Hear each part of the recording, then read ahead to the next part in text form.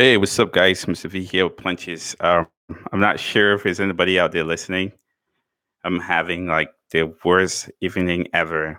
I had my live stream set up for 7 p.m. Central Time, and for some reason, the setup just won't work as expected.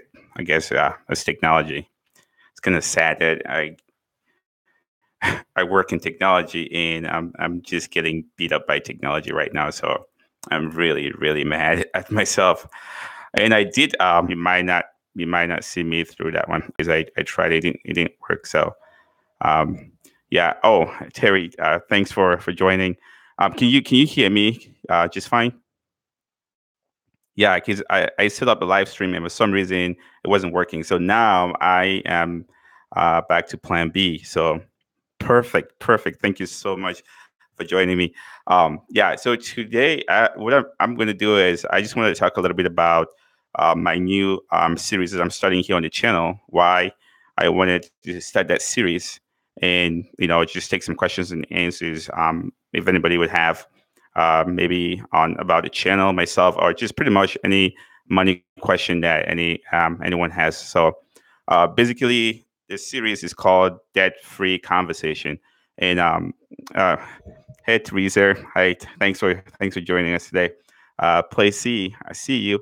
Yeah. So the whole objective here is just talk to people that are in the process of paying off their debt, people that have paid off their debt, that are debt free, and people that are looking to start that process. So if I can bring all those three groups together, and so that they can learn from each other, so the people that have paid up their debt can share some of the steps or share some of the techniques that they actually use to go about paying off that debt. So I think at a unique opportunity. So what I plan on doing is I'll do interviews with people that are going through these different stages. So somebody that is looking at starting paying off their debt, somebody that is in the process. It doesn't matter what approach you're using. If you're using Dave Ramsey baby steps or you're using a hybrid approach, as long as you are in that process of paying off your debt, I really want to talk to you. Invite people on the show, interview them so they can share. And I've already spoken to a lot of people, some of which are in the process, some have already paid off their debt. So I really, really love it. So, hey, Money Mom, I see you. Welcome. I had some technical problems. I set up the live stream, and for some reason, when I started it, OBS that I have on my computer here was just not working. And I tested this on Tuesday, so I got homework to do. So I have to go back again and try see if this can work. So yeah, I'm just glad that you guys are able to join me here. So if you're just joining, I was just trying to go through why I'm starting this new series and the people that I really want to talk to. So because I call it debt free conversation, I don't want it to come across like I only want to talk to people that are debt free. The idea is to bring together the people in that process. You could be at the very end of the spectrum, which means that you've paid off your debt. You could be in the middle, which means you're in the process, or you could be at the very beginning, which means you're just getting started. So, um, yeah. Oh, hey, I'm gonna get around to questions as soon as I go through this. So I'll answer every question. And if you have any questions, even outside what we're talking about today, definitely be sure that I would answer it. So if you know somebody that's in that process, or if you're listening right now and you are in that process, you feel like you want to share your story and your story can help somebody, definitely reach out. Let me know. We can connect and I'll schedule an interview so that way we can, get your story out there for people to listen to. So, uh, about my current situation right now would be focusing on just talking to the right people. I want to bring value. I know like you can hear from me, hear my my own story, but when you hear from multiple people that you can relate to, because sometimes our financial situations are not all the same. So it's okay to listen to multiple people and get those different ideas. And what I strongly encourage is once you get those ideas, don't just pick one and stick to it. Get those ideas, create your own approach, that works for you, because your financial situation is so unique to you that you have to create something that works for you. I like to joke about the fact that I want you to put personal in your personal finance, because we always just say personal finance, but people focus more on the finance and forget about the personal part of it. So make it your unique your unique situation and go through it, understanding where your pain points are, because your pain points might not be the same like my pain points. Um, and so, and one thing I wanted to bring up to the real quick is, so we about debt free. Um, I think Money Mom, she's my YouTube mom, so I hate Money Mom, and so she, had this question about, when we say debt free, what is really that definition of debt free? Is it, no debt at all, or you have your house but you've paid off everything? So I want to hear from you guys listening. When you say debt free, what is it? What does that mean to you? Is it no debt at all, or you don't consider your house debt if you've paid off all your other debt? So that'll be something I want to have a conversation. So for this particular series, it doesn't matter if you've paid off everything or you're in the process. I want to talk to you, and I want to get your message out there, because I think that everybody has one, any unique thing that it can offer to somebody that's going through this process. Yeah, so that's where I kind of wanted to go with this, and then uh, I think subsequently, yeah, I'm going to try to get people that can come on live like this, so we can have a live conversation. We can interview those people live here on the channel, and you guys can ask questions directly to those people. Because if you hear somebody in an interview, you're probably thinking like, "Oh, but how did they do it?" And maybe I didn't get around to ask that question. So it'd be nice. The goal is to bring some of those people here live on the channel, so you can actually ask them the questions directly. So I think it's a fantastic opportunity. I'm super excited about it.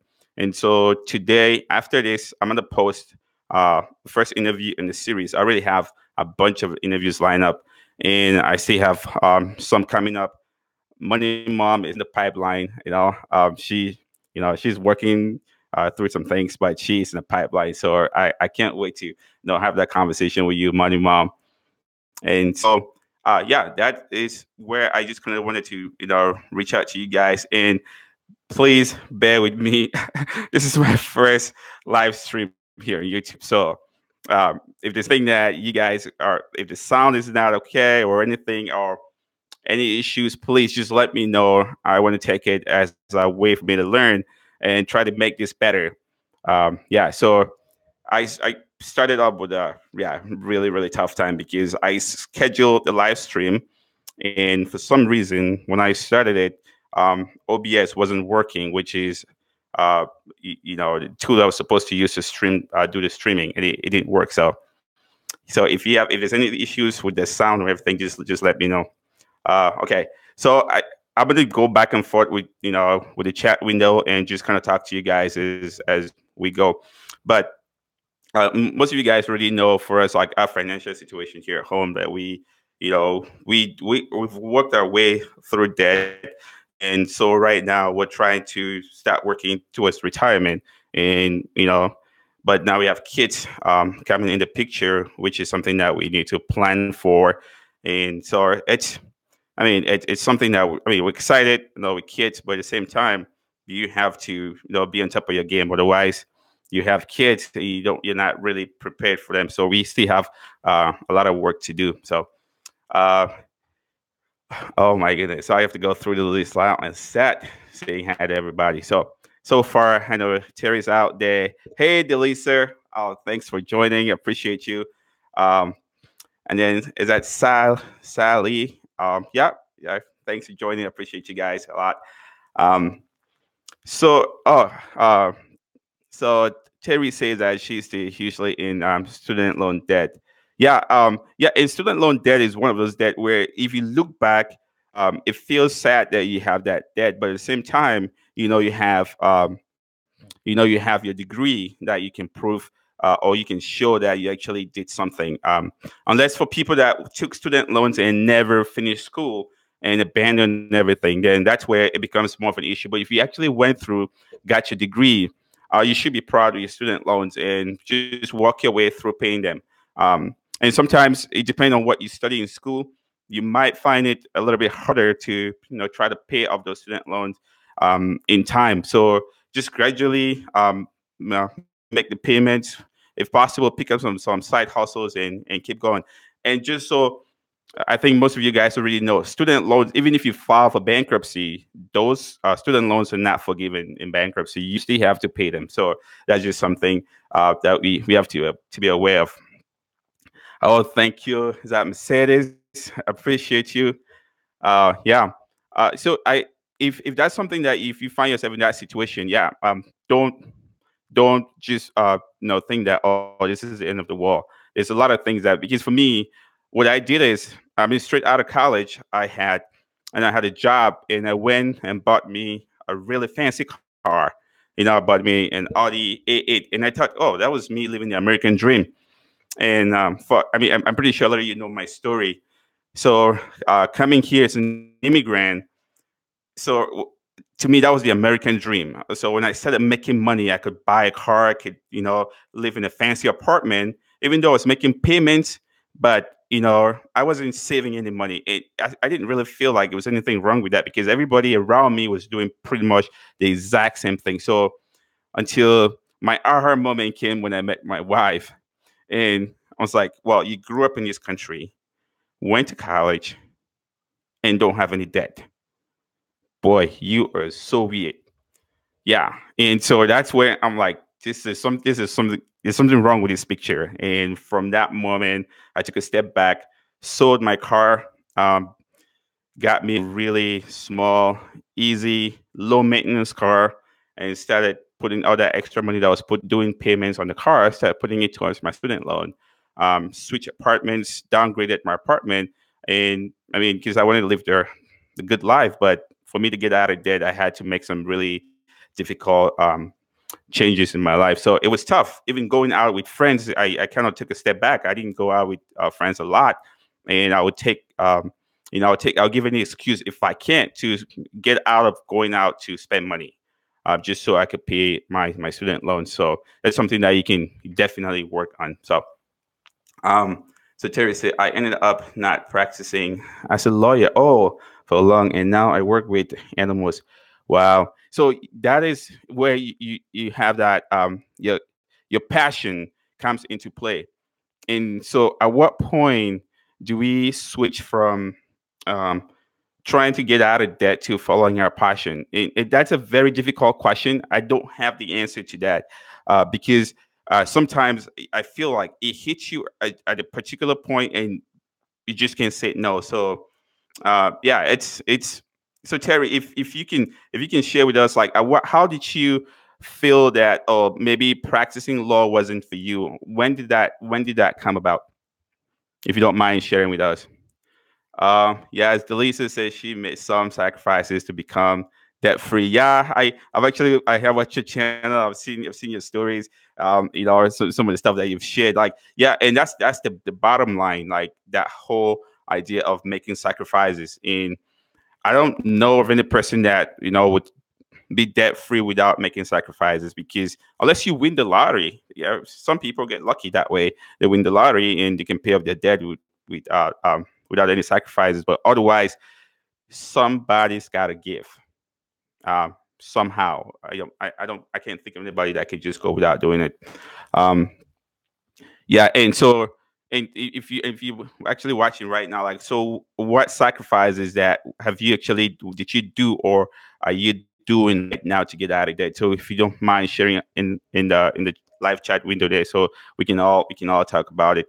Yeah, but that, to me, that's one thing. Sacrifices. I love driving nice cars. I love living in a good apartment. And for me, my situation was even a little bit tough, because I still had family back home where they were looking up to me for some support. And I don't know if you guys interview that's really close to like an immigrant family. Once you make it to America, in most cases they consider like, hey, you've gotten to the top of the wall, and the people start looking up to you in your third and fourth cousins that never spoke to you when you were back home. They start sending you emails, and so there's this burden on you to, like, work hard. Failure is not an option because there's a lot of people looking up to you. So just quick story for you guys. For me, like, so when I got done with high school and got admissions to come study in the United States, uh, so I'm sitting there with my parents, when I got my visa, and they're looking at me like, yeah, like you our retirement, you are our 401k. It was a lot of pressure. You're living, and all these people, they're looking up to you. And I came here and still fell in the trap of not sticking to the plan because I still wanted to live the American dream, which kind of sucks. But thank God that's gone. I'm back on track. So I'm gonna be start looking more on the chat window. I think there's some good conversation going out there. So um, wow. So Terry, it looks like, so I appreciate you sharing. By the way, yeah, and sometimes even the job that we think that we love, going through college, you get out of college and practice for a little bit, and then you think like, oh gosh, this is not my calling. This is not where I want to be. So, um, and just in the point of student loans, if there's certain professions that if you take and work for, I think if you work for the federal government for a certain amount of time, maybe about 10 years, they can forgive your student loan. That's an option that some people are taking to get their student loans forgiven after 10 years of service for the federal government. So that's something that a lot of people can look into depending on how much you have for a student loan. Because if you do the math, you have a career and you're working, hey, in 10 years, uh, average person in this particular career would be making X amount of dollars. And if you think that in 10 years you're not going to make enough money to pay off that loan, it'd be a wise decision to work so that you can get your student loan forgiven. All right. So wow, over 100K I owe. Wow, that. So yeah, I can imagine going to law school. It's not easy.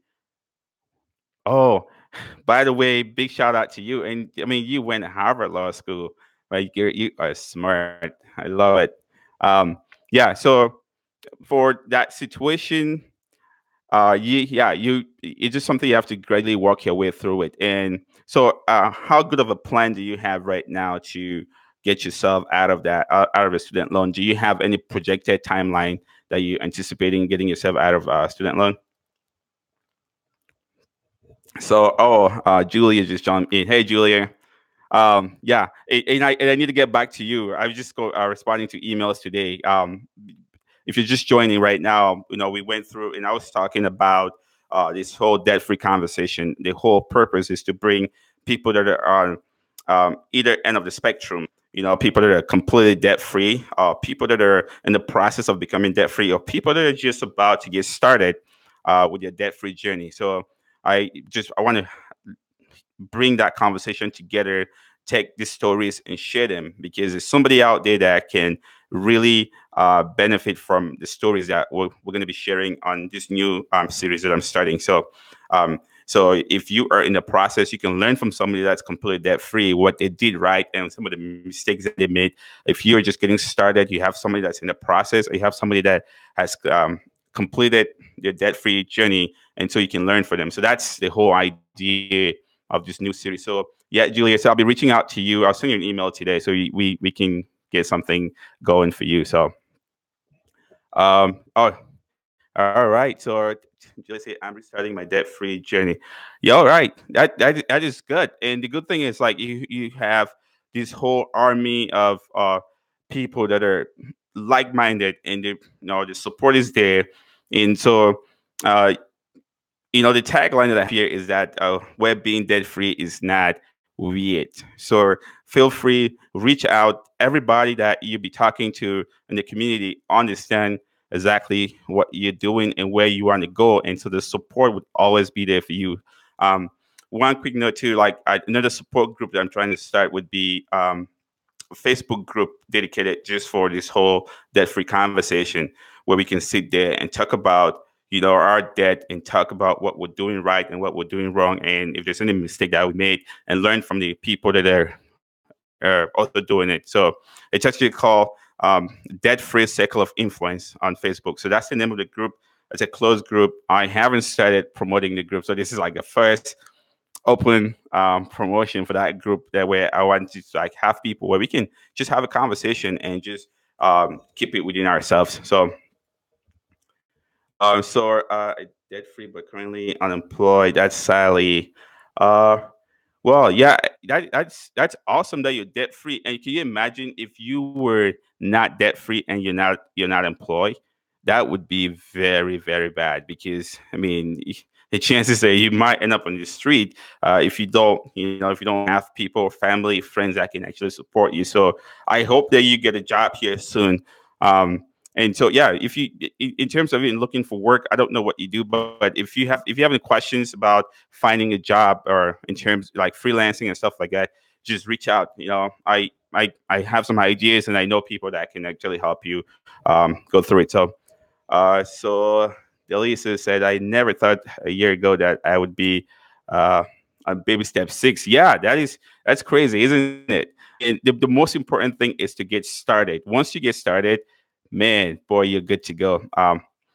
Money Mom says, think you have a great idea, Valentine. There is so many people that have really made some hard sacrifices to pay off debt, which is true. A lot of people have made some really, really tough sacrifices to pay off debt. And the truth is, once you get started, it feels like everything is against you. But if you think about 3, 4 years, 5 years, where you can go to bed, not worry about anything, not worry about bills coming, you can sleep, you can take a vacation and cash flow it. I mean, like the rewards are so awesome that you cannot even describe it. So yeah, pay up front by sacrificing, but the eventual reward would be you enjoying that debt-free life. So let's see, wishing you luck on your job search. Okay, yeah. Julia said, yes, you are. Ultimately, I want to be a financial secure that I can live just by working side hustle. See, that is, Julia, that's where everyone want to be. You want to get to the point where you work on your own terms. So you don't have to get up in the morning and go to the office. So that is a good goal. And I mean, like, the most important thing now, and I think I actually left a comment on one of your videos. You know, you- people are doing side hustles where you can, or you do Uber and all this stuff. So you can hustle your way through it now, get out of debt, save some extra money, and just start following your passion, doing something that you enjoy. You might not be making the same amount of money that you're making right now because maybe it's just your passion, but the little money that comes in, it's your money to keep. You enjoy it. You have your freedom. You have your peace of mind, and there's nobody just like talking down on you because hey, they want you to get some stuff done. So that is a good place you want to be. So hopefully, how long do you think you are on your debt free journey, Julia? If you don't mind sharing. So Teresa, what would you think of my debt free? What do you think of my debt free journey? Is that Teresa? Um, so I don't know if that question is for me, but I mean, like for the most part, any debt-free journey, it starts with your basic planning. If you are sick and tired of being in debt and just sick and tired of taking your money every month and passing it over, yes, that is not a good place you want to be. It really, really sucks because especially in my case, um, I was working, making money, but every month it just goes. It's like I was like a hop. Money comes in and just disappear.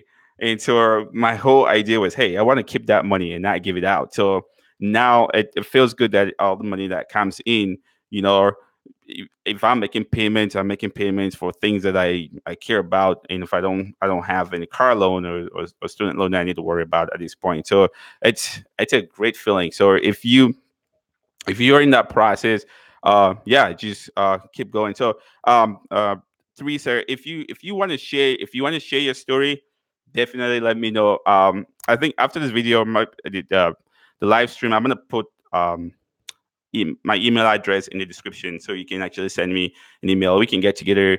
I'll set up some time. We can talk and I'll capture your story and share with people. And trust me, there's a lot of people out there that uh, have no idea where to start when it comes to, hey, just even budgeting. So every story that we can put out there to help people does count, in my personal opinion. So that'll be a good thing.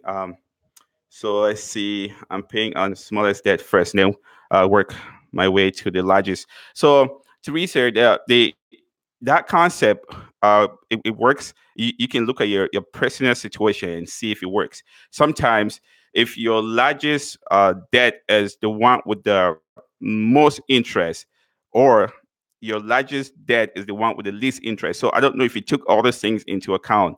You took the interest rate into account. I know with Dave Ramsey, it doesn't matter if you're following the baby steps, as prescribed by Dave Ramsey. You have to start with the smallest debt. It doesn't matter what interest rate that is, and pay your way up. And the whole idea is those quick wins. You pay off the first one, you feel good, you snowball the money over to the next debt, you pay it off. Um, but there's another school of thought that says, hey, you have to start with the most expensive one, so the one with the highest interest. And there's this book that I'm actually reading right now. It's called the Index Cards. I don't know if you guys can see it. So it's called the Index Card by this lady Helene Olin, and she talks about it. She tried to compare the two options. Like, hey, what if you have this high interest rate, um, and you start paying the smallest one? So for somebody that is going through it, you might end up paying more in interest compared to if you started with the highest interest rate debt. So again, it's personal finance. So look at your personal situation to make sure that that's something that works for you. So Teresa says, and just balance. Okay, I came up with this one my way. Yeah, you should.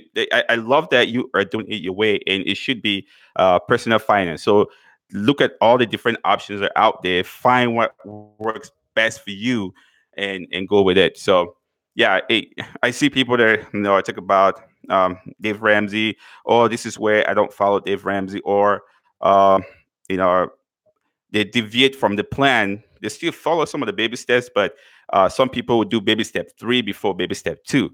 So again, it's your personal situation that would dictate how you go about it. So yeah, so let's see, Sally, it's not the same for everyone. That is true. Yeah, personal finance is not the same for anyone. Hey, Susan, appreciate you joining us today. Julia, so Terry says, Julia, Marie, the good. That's good. Anything is good to start. Yes. And Terry, I'm pretty sure a lot of people don't know. She has a blog, and she talks about a lot of good stuff. So I don't know if you want, just kind of post your blog link that people can check it out, because you write some really good content. Just this stuff that motivation that can get you going, or something you guys can check it out. So Julie says she also have an HSA. That is awesome. If you work for an employee that has an HSA, that's something that you want to consider, because make sure that you're maxing it out. So I do have an HSA, and I max out my HSA, and because I don't really use it for health purposes, it gets invested. So I use it as a retirement loophole. And I actually have a video on my my channel here that I talk about using that as a retirement loophole. So if you have a 401k, you put money in there, you put some money in your HSA, and so that's you increasing the amount of money that you're putting aside for retirement pre-tax. So, which is awesome. So yeah, if you have an HSA, if your employer has an HSA, make sure that you're getting it. So yeah. So Terry, um, Money Mom says you should post that link to your blog. Yeah, that's something that people would love to check out. So yeah, because I've actually read her content, and I think it's really good stuff. So um, should say email, please. Okay, yeah, there we go. Look at that. Yeah, you guys go check her out. She has some really good stuff. So that is not good. Do not borrow. Pay debt. Yeah. So Stonebrook Adventure. Thanks for joining us. Yeah, that is. So there's this whole notion of good and bad debt. I don't want to just criminalize debt and say it's totally bad, because sometimes um, we don't go into debt by choice. So I take, for instance, people that have Medicare emergencies and they don't have the money to cover, and then they have to go into debt for that. There's no way you can look at that person and be like, "Why did you go into debt?" You know, because it's not by choice. Hey, what's up, True Financial in the house? Um, Hi, True Financial. I have a story for you. I'll let you. I'll tell you as soon as I get done with this. So yeah, there's two types of debt here: good and bad debt. If it's a medical emergency, there's a life on the line. You can get money and still, help yourself. But if you went and took out, a loan to go on vacation, which you didn't really have to do, or go buy a fancy car, which you didn't really have to do, that's where we look at you and be like, okay, yeah, that's bad debt. A lot of people, buying a home is good debt on one condition. I always add the fact that if you buy the right amount of house for you, you don't go buy a house that's like 30-40% your monthly income. As yeah, there's something wrong with that picture. So to me, that's where I smell bad debt, and I don't want you to go that route. So yeah, just try to live within your means. And again, the concept of good and bad debt depends on the situation that you find yourself. I consider things like emergencies that we don't really plan for good debt, because you're saving a life. You have to do it. Even though you have to pay at the end, but that's something that I would do in a heartbeat. I wouldn't even hesitate signing the dotted line to get money so that somebody can get Medicare care. But signing it to go drive a really fancy and fast car, no, I'm not gonna do it. Because which is kind of crazy, because you buy a fast car like that, you can even drive it here. Speed limit is like 60 miles an hour, and you buy a car that goes 200 miles an hour. Yeah, if you really do the math, that's stupid, in my opinion. So let's see. So, hey, True Financial. I have problems. We tested this live stream on Tuesday. It worked, and when I got on, I had problems for some reason. So, when we get off this, I'll kind of give you the details. Maybe me and you can figure it out. So, yeah. So, yeah, True Financial actually was helping me to kind of test the setup on Tuesday to make sure that everything works good. So, yeah, it's a lifesaver. So yeah, Money Mom says, I love your balanced approach. Yeah, Money Mom, that's the way I see it. So I don't, because most of the times, when they just say debt, everybody just raise their hand like, oh my goodness, that's so bad. So and we have to take a step back and make sure that we're not making somebody feel bad for something that they did that's really important. Because think of it, if you sign a loan to save somebody's life, what's the alternative? Not signing and letting that person die? No, that's not even an option. So in that case, so you just need to find that balance. Let's see. Oh yeah, yeah, Dennis. I really, yeah. It was tough because I got in here, started the live stream, nothing working, so I had to start a brand new live stream. And so if you're just joining right now, this is like my first live stream, so I appreciate you guys hanging out with me. First off, second, I wanted to talk about this new series that I'm starting here on the channel called Debt Free Conversation, and the whole idea is to bring people on different stages of their debt-free journey. So people that are starting, people that are somewhere in the middle, and people that have completed that journey. So we can all interact, share ideas, and help each other achieve our debt-free lifestyle. And so I've been interviewing some people. I even have an interview with Dennis, a True Financial, coming up here. You guys can see how he went through the process and some of the things that he did, which I mean, like, yeah, it's an amazing interview, guys. Yeah, you want to listen to it. It's awesome. Um, so Sally said, give him some examples of good debt. So I mentioned about going into debt because you want to save somebody's life. If that's the case, Medicare emergencies, I'll put that under the category of good debt, which I know very well that anytime I want to pay off that, I can pay it off. So you weigh the options there. Some people can say that, oh, I don't really want to because I just want my peace of mind, which is good. But if you're smart, you can. If you're making 5% on your money and you're paying zero interest on a car or maybe some stuff that you bought in your house, so you can weigh the options. So at the end of the year, if you do it right, you end up making money in that whole transaction. So and so for us, like some people are just like, hey, don't use credit cards, cut up your credit cards, throw them away. And my approach is, if you know that you're not disciplined enough, um, and you still go out and spend with your credit card, and you don't have the money to pay off every month, pay off your balance in full every month, yes, cut by all means, cut off your credit card and throw them away. But if you have the ability to pay off your credit cards in full every month, now credit cards are so good that they actually pay you to use your cards. I actually got a report from Capital One Quicksilver, because that's a credit card I have, and my wife has the same thing too. And this past year, 2017, I made about $495 because I used that card to pay my bills. Any place that I can swipe a card, I swipe it. Guess what? Because I have the money in my budget for all those things that I'm swiping. So at the end of the month, I just transfer that money over to the credit card company, and I get 1.5% cash back. So that's the discipline that you have to maintain. So for me, my credit card company is actually paying me on a monthly basis to actually use my credit card. So that's something that if you are disciplined, you can consider doing that too. So let's see. So Julie said, I went into debt a year ago for my late card to have surgery. See, and that's something that matters to you. If you didn't have the money, cash to do it, and so you, that some of the it's something that's been part of your life. It's a companionship that you get from your cat and stuff like that.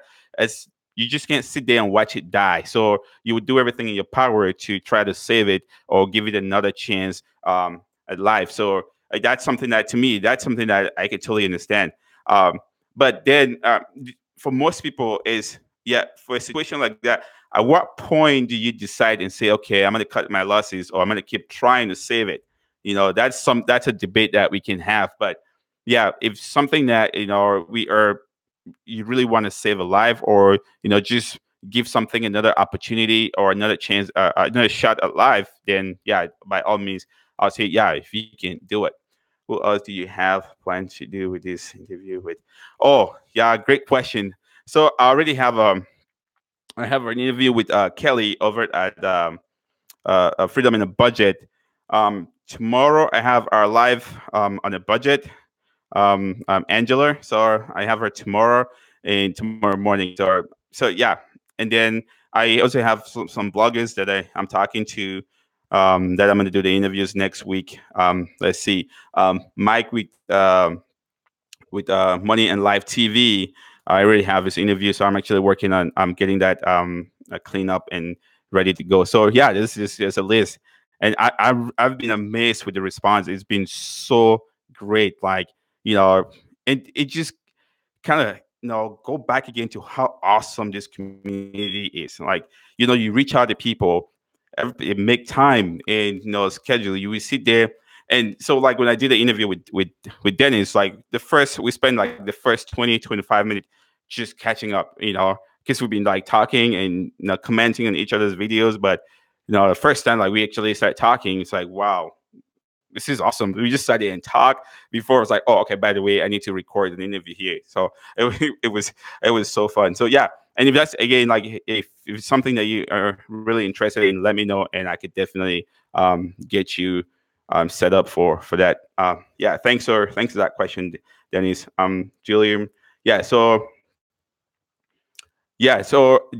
Julia, if yeah, I know that I haven't responded to you, but I'll send you an email tonight with the questions so you can take a look and see if it's something that works best for you. So yeah. Hey, I love the support, for Julia. Yeah, I can imagine. Like, hey, and how long did you have the cat before losing it? Okay, let's see. I needed to check out the channel at Julia Marie. Yep, yeah. Go check her channel. She's great. She's very, very down to earth and open about some of the stuff that she's been going through. Yeah, it's one of your videos that I watch, and I just sat there like, wow. I think the one that you were talking about your current situation and not feeling so well.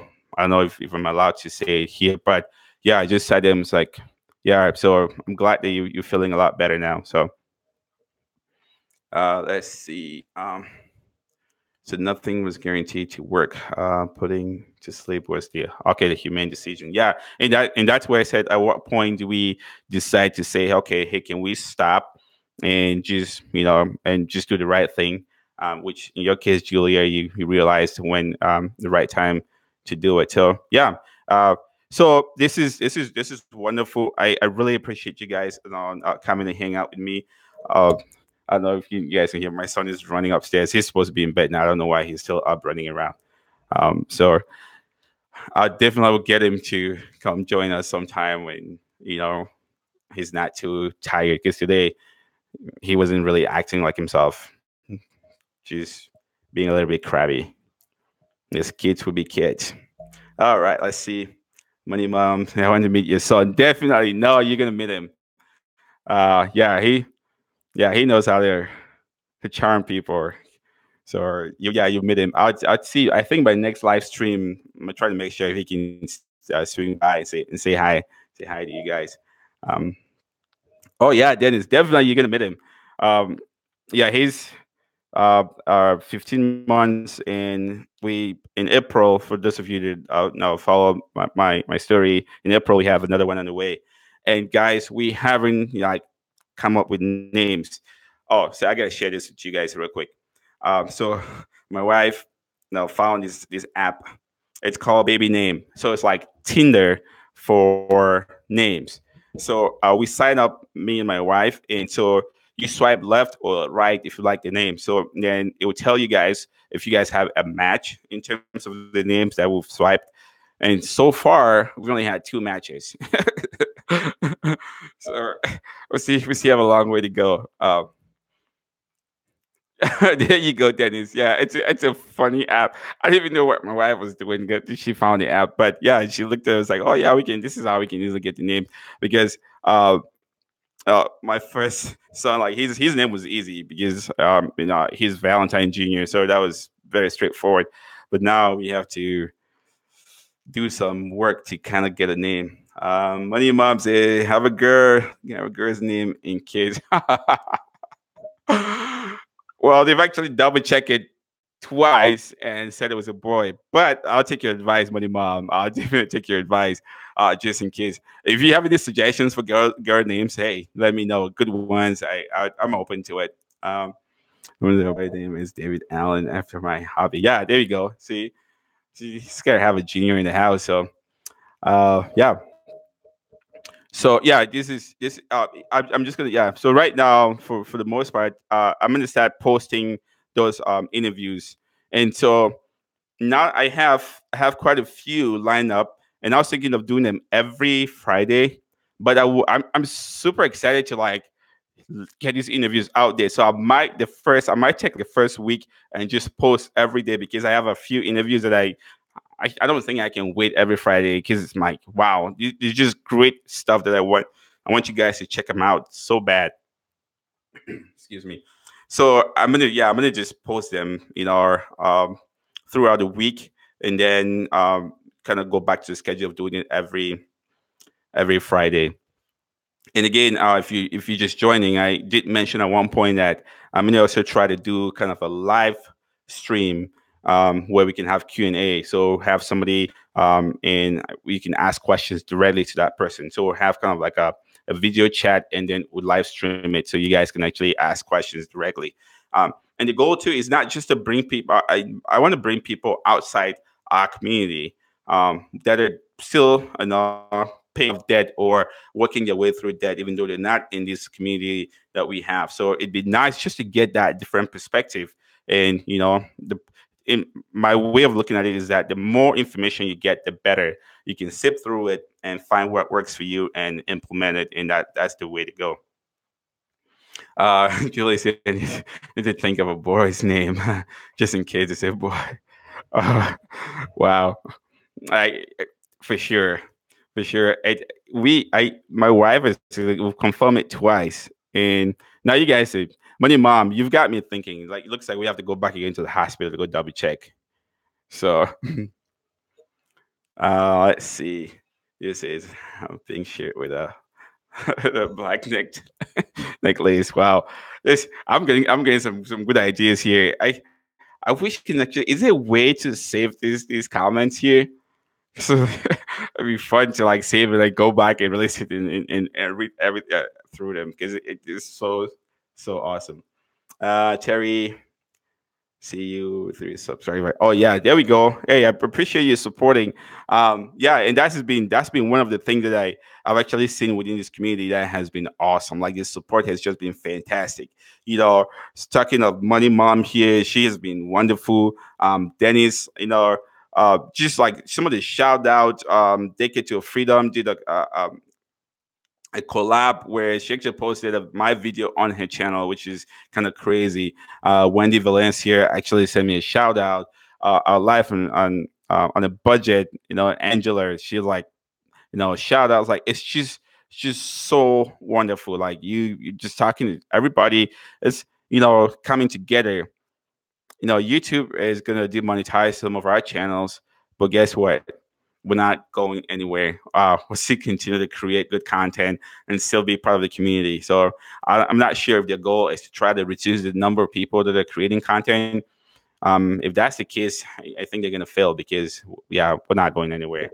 Um, yeah. Oh, Terry, like trust me, I love the community as well. The support has just been incredible. Um, so in this, that's one thing that I've actually learned, like just being in there, being active, and again, each time I reach out to somebody, I've always gotten a response. I mean, and so look at somebody like Money Mom. We talk, we try to catch up at least once a week and just brainstorm. And boy, and she is always on fire with brilliant ideas. So it's just, yeah, I couldn't ask for more from this community. It's just incredible. Oh yeah, yeah. True financial. That's. I mean, I concur with you. It's something that it's just we continue to evolve. And the one thing that I've actually noticed, even like the people that would consider themselves bigger channels compared to some of us that are under 1,000 they are still like right there actively um in the community and working and helping out the smaller channels and helping them grow. It's like wow, what a fantastic way of just being a part of a great thing happening here on YouTube. Yeah, yeah, Julia. Yeah, I think my subscribers like within the past month and a half, it's like almost went doubled for just being part of the community and people just like, hey, give me a shout out to smaller channels and it's been great. I love it. So um, yeah, same here. Mine almost double too, so I kind of like it. Um, for people that don't really know, again, I'm gonna start posting those videos. And if you have any questions or if you think that you want to be part of the series, please don't hesitate. Just send me a message, DM me, and I'll make sure that I schedule time for us to talk. Just I can capture your story and we can share it. So this is I mean this has been wonderful. I really apologize for um I apologize for starting a little bit late because I was here like just screaming at my computer like what is going on. Like we tested this on Tuesday and it worked just fine. I mean, to my dismay, when I started it, it didn't work. It didn't work out so well. So I got some work to do. So I do apologize if there was any issue. So hey, one thing I know is that the chat that we have here, that live chat, the thumbs up, and everything does count on my YouTube analytics. So if you haven't already, hit that thumbs up. It does help me, and I think I just to get my analytics up a little bit. Those are some of the things that I need. If you guys don't mind, um, and so if you hear any particular topics that you see that would be more of a great topic to do on a live stream, this is just an open question. Since I have you guys here, it'd be great to kind of get some ideas from you guys. Oh, Terry, thank you. She says, I love how you have your t-shirt with the channel name on them. Oh, thank you so much. Yeah, I did. So I have a friend that does like a has like a t-shirt business. So in exchange for me helping him with his Instagram account, helping him get post pictures and stuff like that. No, he does my t-shirt. So I kind of like it. Yeah, it makes it easy for me, so I don't really have to worry about like what to wear. I just wear my t-shirt, so it's great. Um, Julie says I never live stream, but I filmed the video, uploaded today on my phone, and when I went to move it to my computer, I got an error message. The file wasn't supported. So can you find what the file extension is? Because I think most phones will give you like an MP4 file. So check the extension. If the extension is not MP4, and then find out what the extension is, and then just do some Google search. There'll probably be a tool out there that can convert from one file type to another, which like, I do.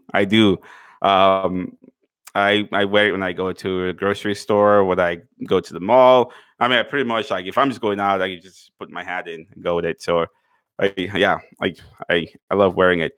Um, yeah, and sometimes I don't know if I can because it's just watch me on YouTube. For the most part, people would have to stop and like, okay, so what's the channel? So it gets that's the part where I think if I could incorporate the channel name so that people when I say watch me on YouTube and then the name so that somebody doesn't really have to come up to me and ask. I don't mind people coming up to me, but some people don't might not want to come up and ask. So if I can incorporate the channel name, that would be I think that would help me too in public. So um, Dennis said my setup is nice. Thank you, Dennis.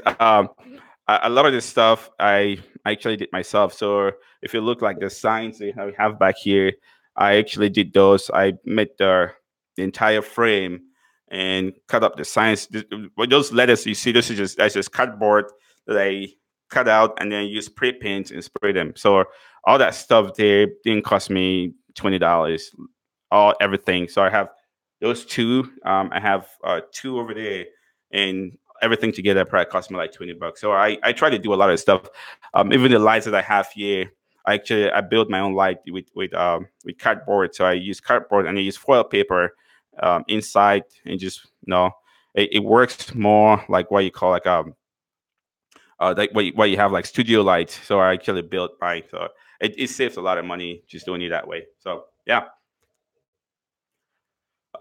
Sally says, I have more questions for next time. Thank you. Yeah, if you have any questions, don't hesitate or always to reach out. Phone to my laptop. I copy, paste it to my desktop, and it worked. So maybe the file just got corrupt. Phone to my laptop. I copy when you're copying it. So yeah, that's something to do. Sometimes, and how do you copy from your phone to your laptop? Do you hook your phone up to your computer and just drag and drop, or how do you do it? Another thing that I do is on your phone, if you have Google Drive, save just upload the file to Google Drive on your phone and then access it from your laptop. So that way you don't have to be dragging and dropping, just dropping. So try that. Um, all right, Josie, that was awesome.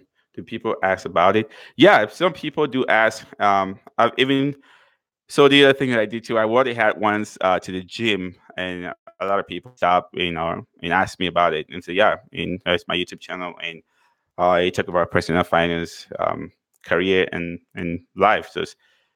So yeah, it's a really good conversation starter. So people, yeah, when people see it, sometimes you see somebody, you see the reaction on their face, look at you, and then give you that second look again. I was like, "Oh, that me, yeah, they saw it." So it's great. Maybe have a business card to hand. Great idea, True Financial. So what I did is, I got my so I do some affiliate stuff. I'm pretty sure most of you that know how affiliate marketing works, but in this case, it's just so if you sign up to any of the products I use and I have an affiliate with.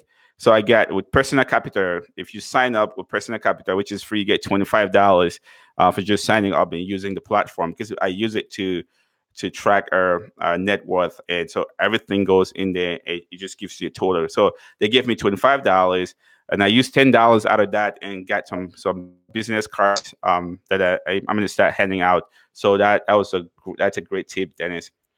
Um, Sally say good for you. Thank you. Appreciate it. Bruce Star Gaming. Hello, welcome. Thanks for joining us. Um, Money Mom says, I love the sign. Yeah, Money Mom, like again, like I can show you that whole thing there, that sign that you see. It took me like one Saturday afternoon and I got everything. Um, so if it's something that you're interested, I can show you exactly how I did it. So yeah, and the colors are just spray paint, or I took them out in my yard and just spray paint everything. So if you have regular cardboard in your house, just take a scissors, you know, just trace out the letters and cut them up, spray paint them, and you're good to go. Just use some glue and put them on those boards. So yeah. Let's see. Oh, our live on a budget. Wow, Angela, thanks for joining us. I appreciate you joining us today. That's awesome. Uh, it says, looking forward to our chat tomorrow. Yes, I was just, Dennis was asking about it. And I was like, hey, we know we have a conversation tomorrow morning. And I'm super excited about that. So thanks for hopping on. Hey, this was just my first live stream. So we had some technical difficulties when I started, but it got it got better. And so hopefully next time I'll plan a lot better, make sure my setup works perfectly, so we can get started right on time. So again, I apologize. And if you're just joining us, so what we covered today was mostly just this whole debt-free conversation, bringing people together, sharing stories, because everybody has a unique story. How you got into debt, how you got out, how you are, walking your way through getting out of debt. So stuff like that. So just bringing all that information, sharing it, helping each other grow and achieve our that debt free status, or start living a debt free lifestyle. So that's the main premise behind this new series. And like I said, they're reaching out to get people to share their stories. Everybody it's been positive. Like I think I've only had one person say that they have to think about it before they get back to me, and that's yeah. And I've reached out to at least like 10 people so far. Only one person said, oh, they need to go uh, do some work or think about it before they get back to me. So yeah, um, looking forward to yours. Are you selling the No, not yet. I'm not. I'm serious. Looking at our life on the budget comment. No, I'm not selling just yet.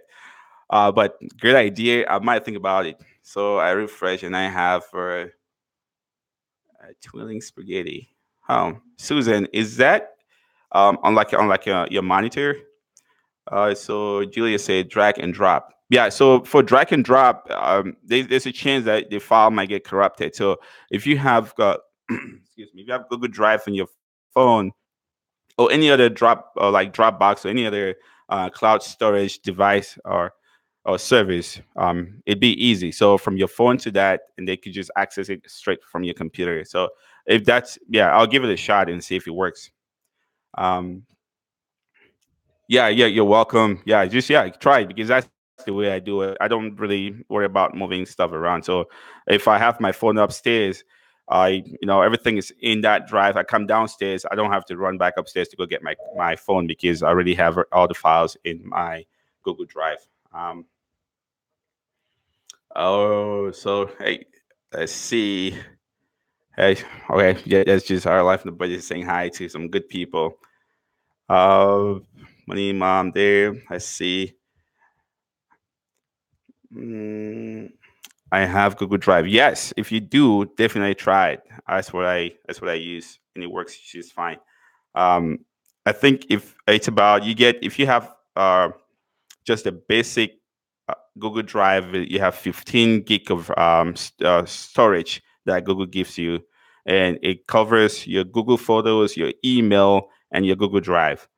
And so if you want extra storage, then you have to pay for it. But for 15 gig, if you just move them and they will get you a computer, you find like an external hard drive, because I have like a 2 terabyte external hard drive, um, that I store everything. So every video that I've ever shot or any footage that I ever have, it's on that 2 terabyte. So I can always go back and take a look if I have to. So I'm not storing it on my computer, or I'm not storing it on Google Drive, because I don't have enough storage there. So I just put it on that external hard drive. So whenever I need it, I can always go back and use it.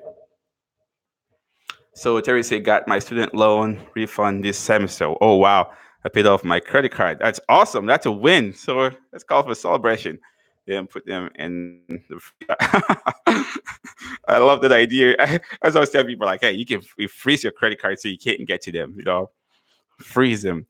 And I don't know what kind of credit cards you have. If it's one of the credit cards that gives you cash back, so when you're done paying off your debt, done with the credit card, and you know that you can make your pay your credit card bills in full every month, then you can start benefiting, from those credit cards.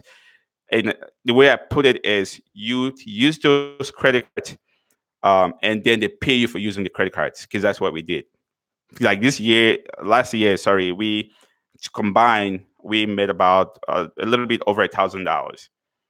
It's just paying the bills that we normally would have paid with cash. So I just put everything on a credit card, month and move the money over, and I get 1% cash back on every transaction. So yeah, but it takes a lot of discipline. She says, trying as hard as possible to live beneath my income. Yeah, it's especially if you've actually set a particular standard of living, to go below that, it's difficult. I was actually talking to this couple that went through this same process. The house used to be 6,000, I think about 6,000 square feet house, and they downgraded to about just 1,000, and sold all their expensive cars and everything, and now they spend a combined about 35,000. They live on $35,000 a year, and before that, here it is, they were spending $124,000, and then now they're down to 35. That's incredible. I mean, talking of cutting back your expenses. So, and I'll post the interview. You hear it's, yeah, people are doing things out there, and it's not even like, hey, being a minimalist, because they refuse to call themselves minimalists. They call themselves go less. So they just downsize everything. They still have some of the amenities, but it's smaller compared to the big house that they have. So that's something that if you might want to take a look at. Mm, let's see. Didn't say Terry. That is great work. Yeah, yeah. That's awesome. Just paying off your credit card that's fantastic. It's one of those feelings where you get like, you can sleep at night and be like, oh wow, you know, put a check mark on one of I call them money drain. So get that out of the way. Yeah, just keep. Yeah, hey, you know how I end my videos. Just keep crushing the debt, crushing it. Let's see. So Sally said, "Does a credit card issue 1099 for the rebate income?" Good question. They haven't issued any 1099 to me, not to my knowledge. And I probably, that's a good question. I should probably ask them, because yeah, because like I said, we got uh so I don't know if that would be considered, that they consider that income, or they consider it rebate. Would you consider rebate income? Because it's like, hey, we're giving you back some of the money that you spent. Because they probably consider that was my money. I spent it. They say they're giving me some back. I think I'll consider it rebate. We haven't gotten any 1099. That's a really good question, though. I would definitely want to call Capital One and find out. So, oh wow, Terry says 18% interest versus 6% interest on the student loan. Wow, yeah, 18%. Oh my gosh, that is yeah, that's not good. So yeah, if you can go down to 6%, even still look, shop around and see if somebody can even give you a better rate for that. Yeah, because 18% is not the way to go. Yeah, that is awesome though. You are up to a good start. You know, Terry, this year is your year. Please keep us posted. And yeah, we'll be following your story. This is your year. I'm super excited for you. Yeah, no, Sally, you really asked a really good question, and I'm gonna take a look at that and make sure that it's not something that we need a 1099 for. Yeah, so Money Mom said, "Wow, that is cut more than half." Yes, I'd love to see the interview. Yep, I'll post your interview. See, and you know, and now they live life the way they want to, doing following their passion, and yeah, you when you see the interview, they tell some of the stuff that they do to stay busy, and kind of semi side hustles that they do. Um, yeah, yeah, and Sally says sometimes it's easier to spend uh, less than you make, or you make more. Yeah, so if you're disciplined and you have a plan, and so like so for instance, like if I look at people that really go down to the numbers. So our life on a budget, if you look at or go through, if you watch some of her videos, you see how she breaks down everything. Money Mom, you see how to break down everything. So even my dentist, like how they list all their monthly expenses and stuff like that. We do it. I haven't done videos on that yet. Like so, it was like, hey, there's a lot of, if you're just looking for budgeting, there's a lot of it on YouTube. But I've been getting some requests like, hey, maybe I should start doing those too. But you see, if you can track every dime, that's the most important thing first. Just take a pen, sit down, list every expense that you possibly think that you go through every month. List it down. And even if you buy, something at the gas station, list. Don't just say, oh, it was just, a cup of coffee at the gas station. List it. And then see where, your money is coming from. So that would be your income. And then distribute that money and see what you're left with. Sometimes you can just by just striking out a few things on that list, you notice that you're going to return more money at the end of the month that would help you towards paying off your debt. So it's to me, the first step is just understanding where you stand financially, and for you to do that, um, the way I've actually designed it, and I'm actually working on the presentation here. So your financial fitness score, as I call it. So if you take your income, you take your expenses, and the difference between that number, it could be positive, it could be a zero, or it could be negative. So if you take your income minus your expenses, and if you come up with a positive number, wow, you're looking pretty good. So it means that you're spending less than you make, so which is good. If it's zero, you're spending exactly what you make. That's not good. Like, you are just one mistake away from getting in serious trouble. And if it's below zero, boy, yeah, you need to just stop everything, start, get a budget, and get your financial situation on track. Otherwise, yeah, you're heading down a really bad road. So let's see, keep crushing that debt. Yes, sir. True financial. Well, we're doing it together. It's not just me. It's a community. We're crushing it. Um, sharing ideas like this and it's talking about it. It's how we crush that. So I just wish I had paid off my credit card with my own income. It was just trading one debt for another, Mr. V, which is good. If you trade one debt for another, like you said, if you go from 18% to 6%, yeah, you've traded one debt for another, but somehow you've reduced the amount of money that you have to pay at the end of the day to completely pay off that debt. So it's still a good start. And the fact that you know for sure that hey, you can negotiate and go from 18 to 6%, that is, I mean, that tells me that you are on top of things. You're taking charge, which is why it's very important. So so you should have by now if they were going to. Okay, yeah, Sally. I haven't gotten it, so hopefully they're not.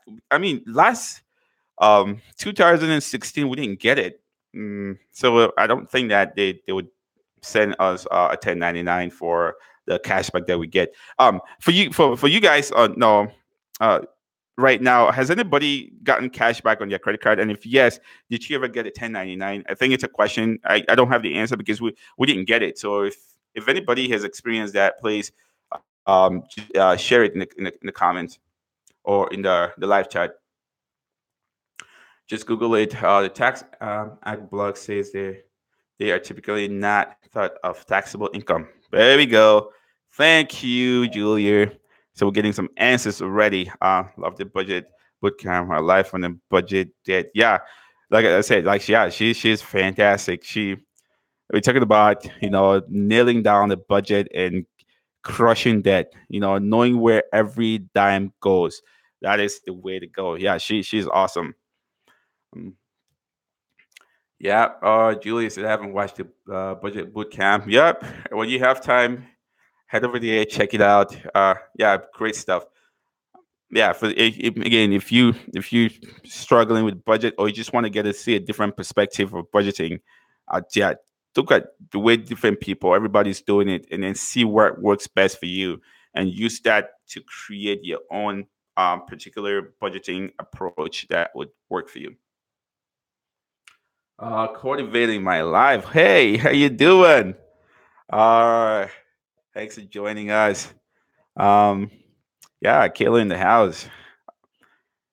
Terry says I do make sure to also save $100 every paycheck into my savings. That is good. Plus the 7% into my 401k. Wow, that you see, you are really, really on track. And so, when you put the $100 in your savings account, and this is the one thing that I talk about every time, don't just let that money sit in that savings account, because if you have that savings account with your local bank, they're not paying you any interest. And if it's money that you're saving for long term, if you're not going to use it in the next 5 months, 6 months, or a year or 2 years, then leaving that money in your savings account, you're losing out on some really good interest that you could have been getting. So I encourage people to use a money market account, because that's what I use.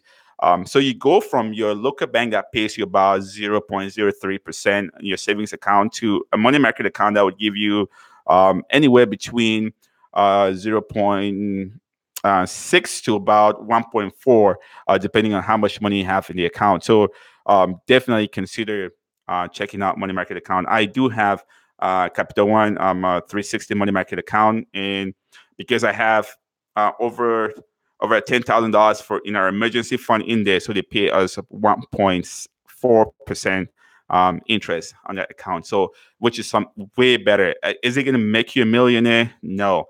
Is it going to help you get out of debt? It sure would. Because at the end of the day, or at the end of the year, you if you get an extra $200 from that savings account or that money market account, that's better than you getting maybe 25 cents from your local bank. So it's just this is something to consider. I know True Financial, you do have a money market account or with Capital One as well, right? And I think we've talked about this too. Yep, there we go. Love Capital One 360 savings account for sinking fund. Yep, there we go. You're welcome, Money Mom. Like I said, we're all here together. This is a journey, and um, if we stick together, I believe that we are gonna win. So yeah, because one person doesn't know everything, so we learn from each other and gradually, build the knowledge base that we need to really crush that and start building wealth. Right, True Financial wealth builders. Oh, give me a sec. Yeah, I lost my headphone. All right. I got too excited there. I bank with USAA, and I have several savings accounts. Those are my sinking funds. Julia, and that's I actually I just did a video that's gonna go out here, and so I talk about this whole idea of having multiple bank accounts and what the advantage is. And so, if you don't mind, can you share a little bit why you have those multiple savings accounts? Is it required? Because to me, I keep thinking about, hey, if I'm saving for a car and it's gonna take me a year to buy that car, I have my money account.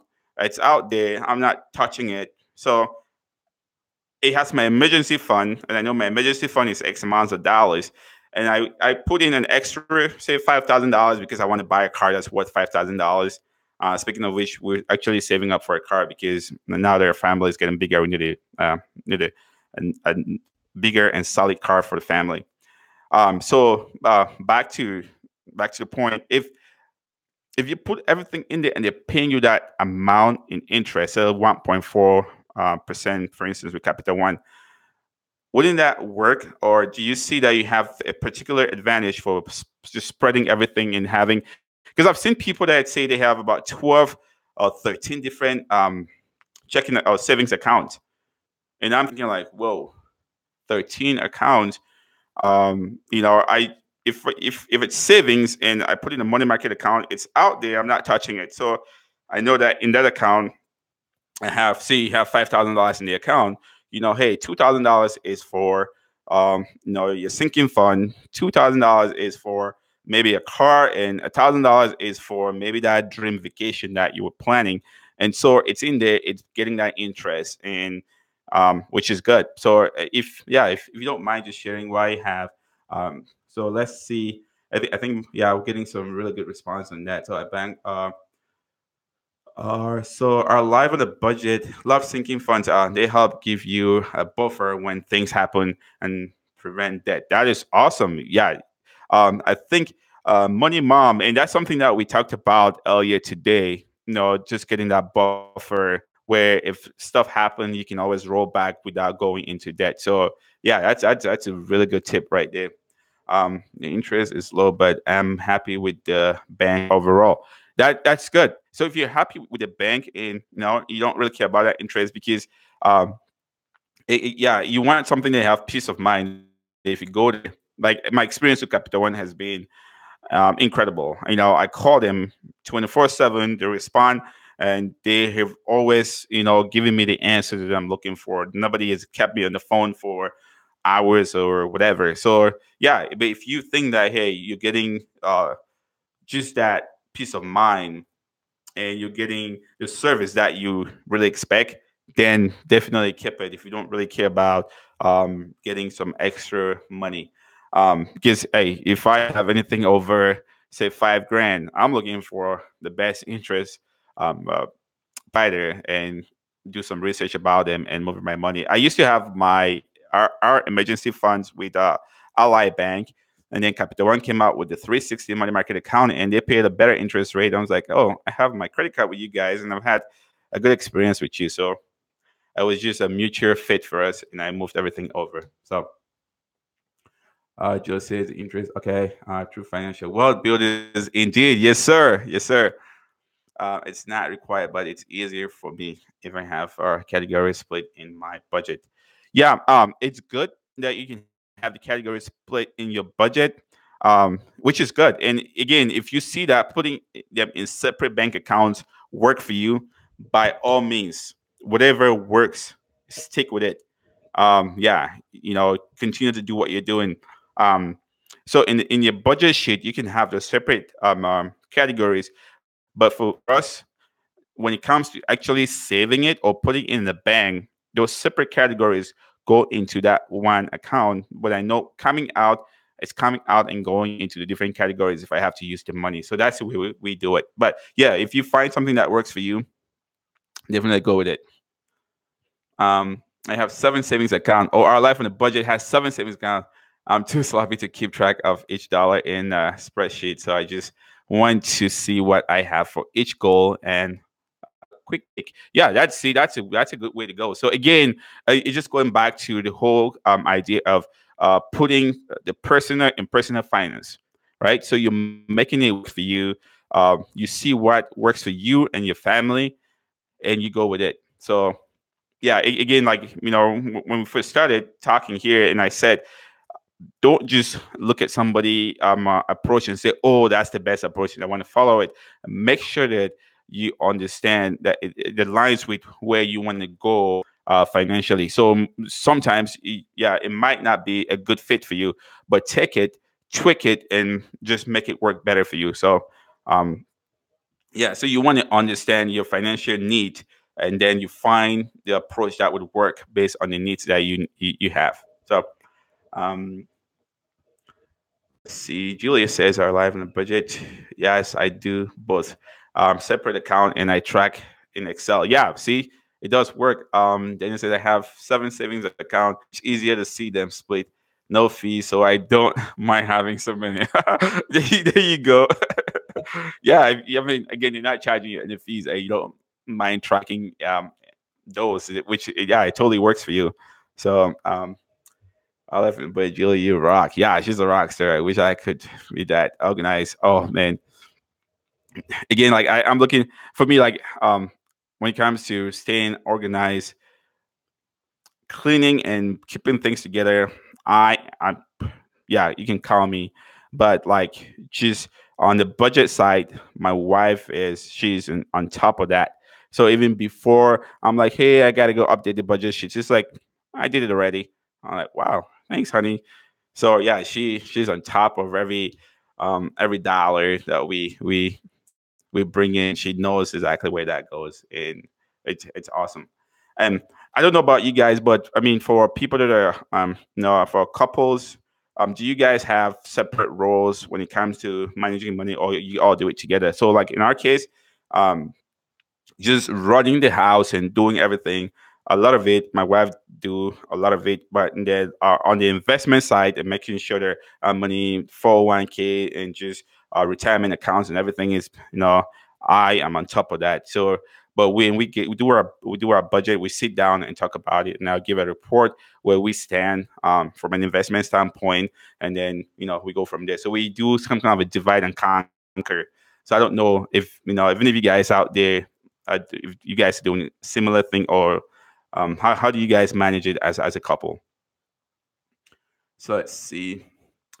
So then it says, oh, so, yeah, budget earlier. Um, all right. So cultivating my life, I try to keep it as simple as possible. I lose track with a bunch of accounts. So yeah, Caitlin, I would agree with you. So that's exactly where I stand from that perspective. I simplify it. I know on our budgeting sheet, I know which account or which particular category need a certain amount. So, but everything at the end of the day, the money goes into one account. But when it comes out, I just funnel the money into the different categories that it's supposed to be in. So, yeah, and it works for us. So, just something that people can consider. Angela, you are mega organized. Trust me, like she um I was watching I think one of her videos. It was kind of a vlog because she ran some errands and did like a kind of like a whole weekend. I'm like, wow, yeah, she is like a machine. And then and so I know I'm gonna ask you this tomorrow, Angela. Are you your kids play hockey too or no? See, if you could see my desk still, you'll be shocked. She doesn't think that she's that organized. Yes, sir. True financial. Yes, divide and conquer. And it's just fun because we both do what we're so passionate about. So one person really loves, just like she loves running, decorating, and doing all the things in the house. So all the budget from that perspective, she takes care of it. I enjoy looking at the stock market, investing, like just staying on top of what's happening. And so I take care of that part. But when we come together and then we balance each other, and I give a report where we stand from an investment standpoint, and that's how we do it. So um, let's see, money mom. I'm in charge of the budgeting. Yep, but my hubby and I are on the same page. Sorry about yeah. No, which is it totally makes sense. Like I said, my wife is in charge of budgeting, and I'm more in charge on the investment side. But we stay on. No, we are still on the same page because we talk about it. If not, I mean, like it's not always good when one person just operate in a silo. You do it, but come back, sit down, make sure that the other person is up to date. And the one thing that is very important to do that is because, what if anything would happen to the other person? So you want to make sure that you have a good understanding of what's going on, so that if anything were to go wrong, you can always pick up and go without any problems. So Terry says I need to go and feed my herd of animals. Okay. Oh, Terry, thank you so much for hanging out with us. Yeah. Um, yeah, and I'm pretty sure you actually like shared your blog URL in the chat window so people can go check out your blog. So yeah, that's good. Thank you so much for hanging out with us. Um, so our life on the budget said divide and conquer. Yes, although I was getting back and going to stay at home dad. Soon he'll be taking on most of the house stuff. Wow, that's good. Um, and so yeah, so yeah, Angela, that's something that we like right now with our second kid coming. We're still going through that phase of debating. Like, hey, do we want to stay? One person wants to stay home and take care of the boys, or should we both work and bring them to daycare? So it's still a debate that we're going through. So we'll see how that works out for us. But in the meantime, we're just gonna go take it day by day until we figure out what's gonna work for us. Oh, figure skating. There we go. Awesome. Yeah, and I think she has some stuff tomorrow. So yeah, figure skating. Let's see. Somebody mom says I have 5 savings accounts so far. Cool. And so the 5 savings account are they like split up into say a sinking fund, emergency, and all the different categories? Is that how you have it split up? Um, I did check out your blog. Can't wait to read it. Yeah, there you go, Julia. Yeah, good. Yeah, check it out. I read some stuff there, and her content was really good. Like really good stuff.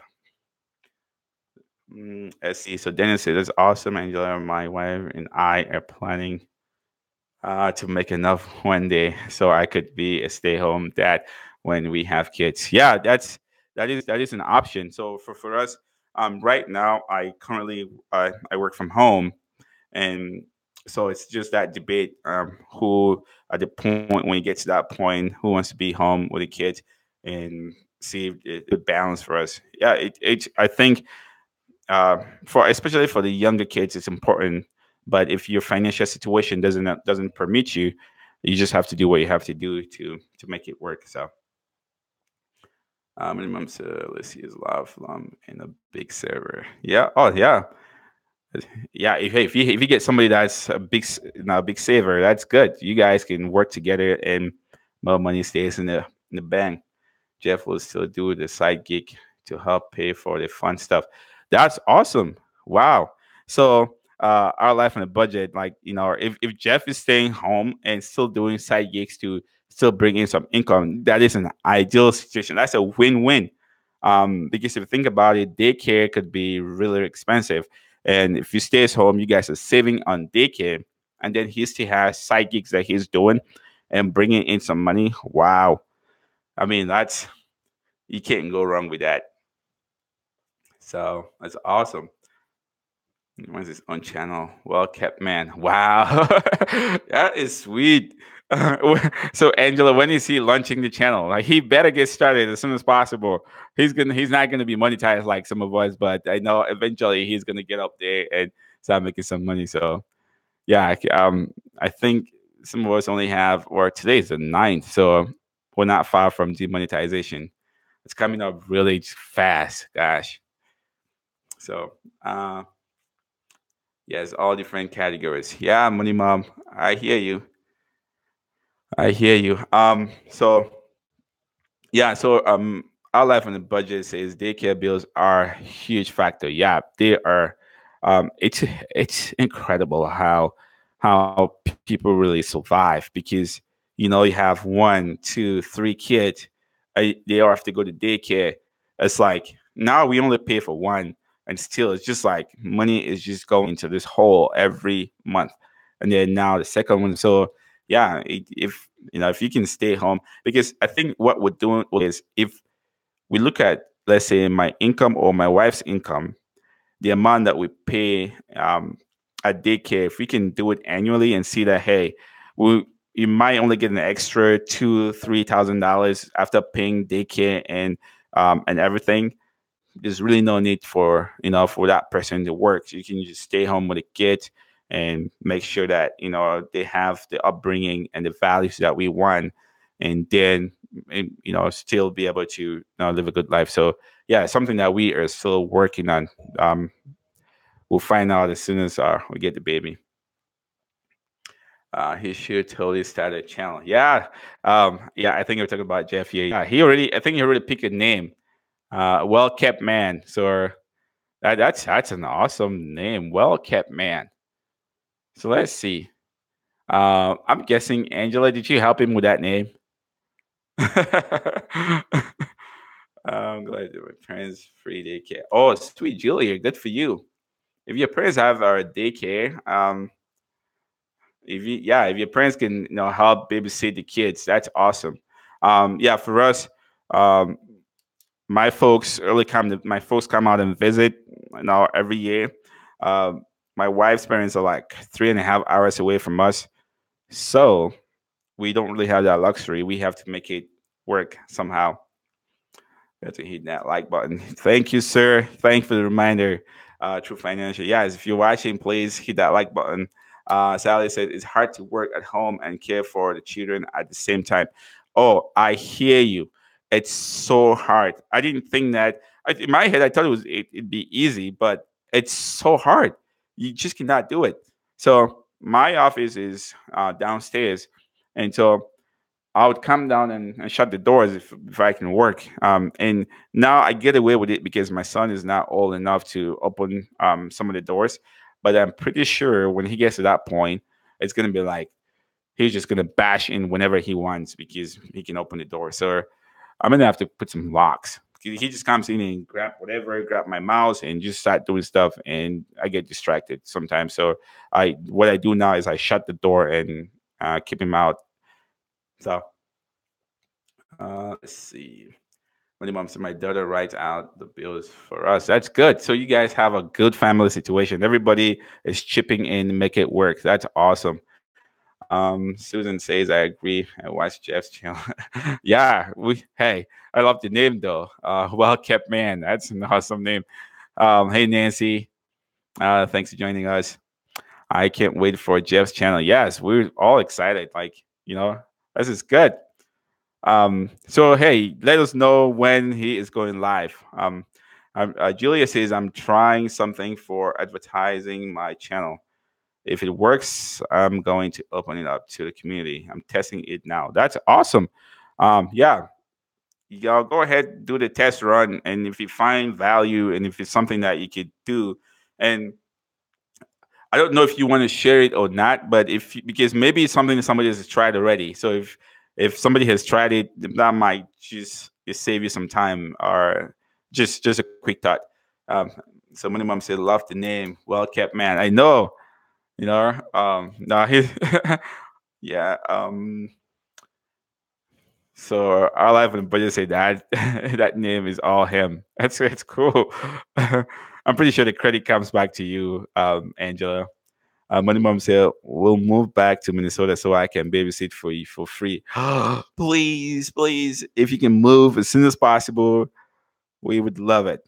Yes, we not even if you can babysit, because for the most part, it's just finding somebody that you trust, that you know that your kids are going to be in good hands. Because that's the part that scares me.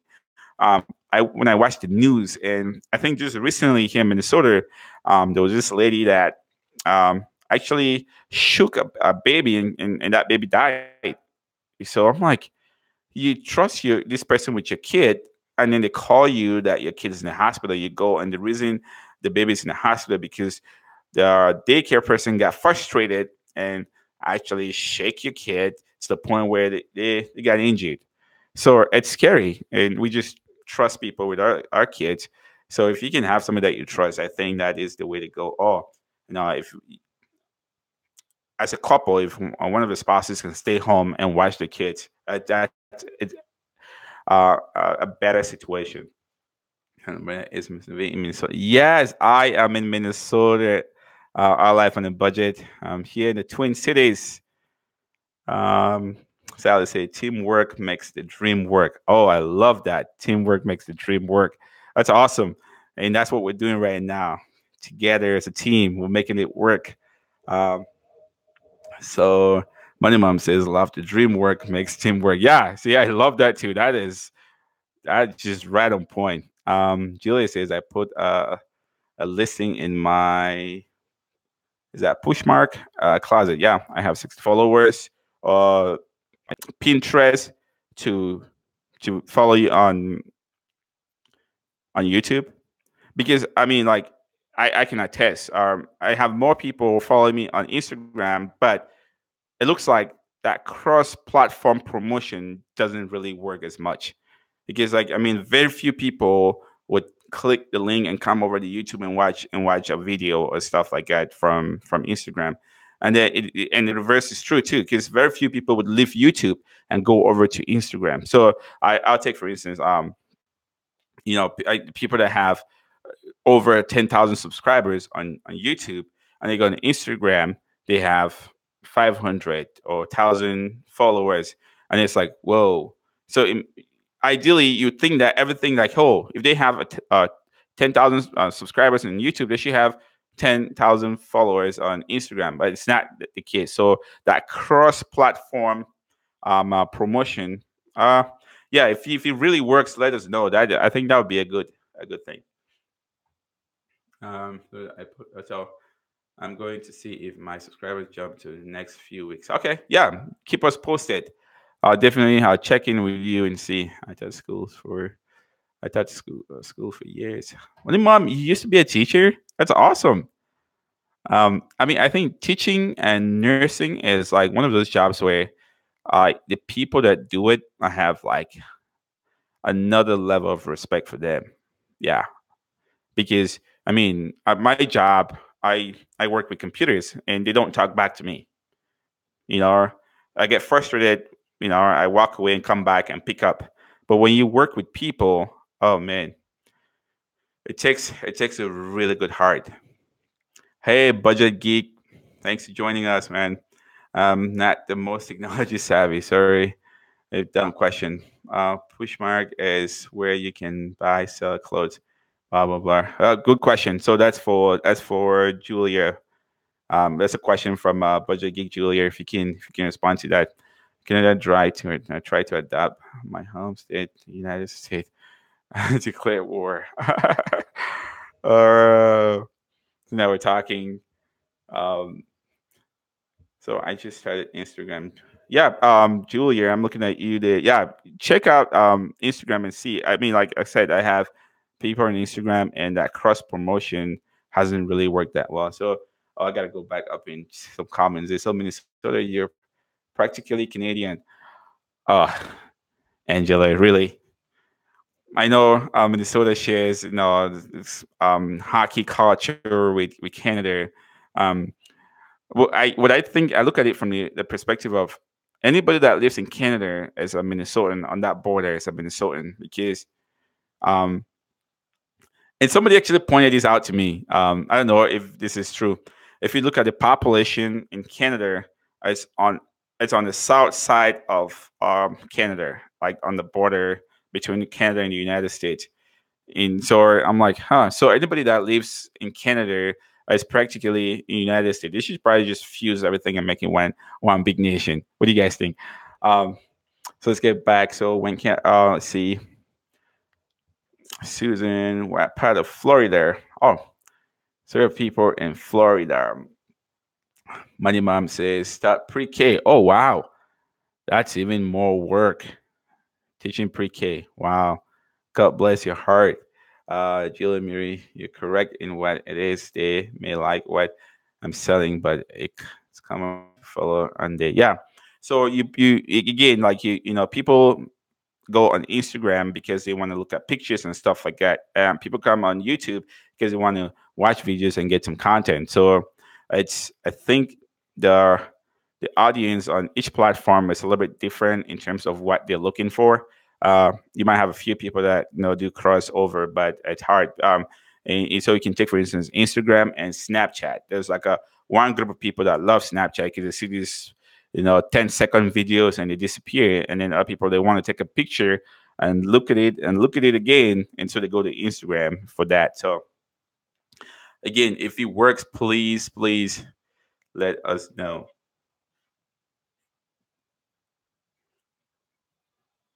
Excuse me. So I left on a budget. Um, Up to Orlando for a couple of days, and then off to Tampa. Oh wow, enjoying some nice vacation. That's awesome. Yeah, get away from the cold and go have some beautiful weather for a little bit. It's hard for us to travel now because we have our yeah we have a 1 year old, and the it's not easy to travel with him. We took a trip in September, and we went to Maine. Then he was still a little bit really young. He wasn't even a year old. It was easy because he spent the most, for the most part, he was sleeping on the flight. But now he is super active, and I don't even want to get him on the flight because um, he's gonna make us look like those parents. Now, have you ever been like you guys been on a plane where or there's a kid that would not stop crying, and everybody's just looking like, can you take care of your kid? Yeah, I don't want to be that parent. And you have no control over it. um, so who's going to Orlando for FinCon? Because I'm going. I know True Financial is going. Who else is going? So let's see. I almost broke my nose pen for chocolate. Okay, so this cultivated my life. So I almost broke my nose pen for chocolate and decided to clean the pantry as a distraction. Found a whole big bag of yucks. Wow, that's awesome. Yeah, good for you. I did a video about my good deal that we just didn't pass on. So I failed. So save $4,000 on flight by flying out of Minnesota compared to Toronto. Oh, mini compared to Toronto. Really? Wow, $4,000. That's a lot of savings. Wow. Yeah. No, have fun out there. The weather is going to be awesome compared to what we have right now. I think it's like maybe 5 or 6 degrees outside. I know Dennis is just probably like, oh gosh, 5 or 6 degrees because he lives in Arizona. So let's see. Cultivated my life at Julia. I almost broke my. Okay, yep. I think I read that already. Excuse me. Our life. All Canadians live as close as to the border as possible, as close as warm as possible. That's true. Because the further out you go, the colder it gets. So it's trying to go south where it gets warm. So yeah, I can actually see why. Let's see. So Sally, I'll check out Budget Geek. Yeah.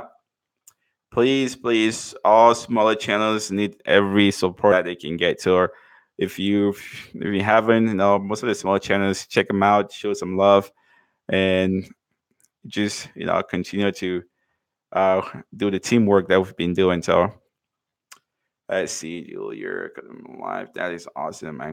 I'm cracking open a bottle of wine. Ooh, Julia is enjoying her weekend. A bottle of wine. That sounds like a vacation to me. Um, so budget gig. Let's see. Cultivate my life. Yep, that's a good one. Cheers. She's cracking a bottle of wine. So, oh, hey Dennis, thank you, man. You say I'm going. I appreciate you stopping by. Yeah, I'm gonna find time. I'm gonna shoot you a text. I don't know if you're working this weekend or not. I'm gonna shoot you a text so we can test my setup again. I don't know what happened, but we can definitely check it out and make sure that it's working. So I appreciate you stopping by, man. Thanks a lot. Um, yeah, cultivate my life. I can't go to FinCon this year. Looking forward to seeing a video that comes from that. Yeah,